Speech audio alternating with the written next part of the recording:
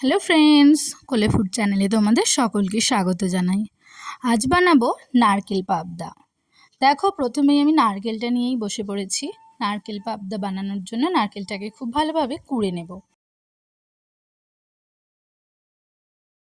দেখো, আমার নারকেলটা কোড়া হয়ে গেছে।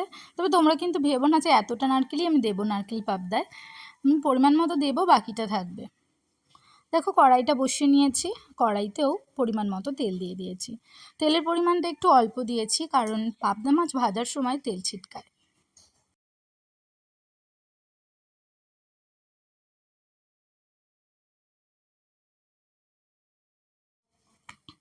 দেখো, মাছটা একদিক ভাজা হয়ে গেছে।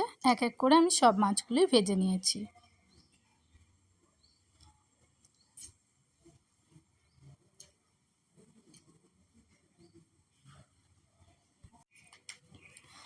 দেখো, মাছটা ভাজা হয়ে গেছে। এবার কড়াইতে অল্প একটু কালো জিরে আর শুকনো লঙ্কার ফোড়ন দিলাম।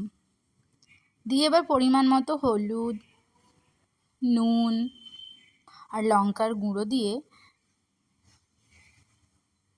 এবার দিয়ে দেব নারকেল কোড়া। দেখো, নারকেল কোড়াটা আমি পেস্ট করেছি, আর ওই পেস্টের সঙ্গে 2 কোয়া রসুন, 1 টুকরো আদা দিয়ে দিয়েছিলাম।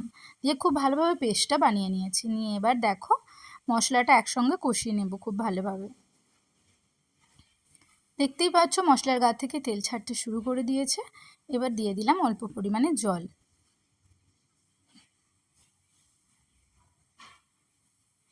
তাকে এবার মাছটা দিয়ে দিলাম।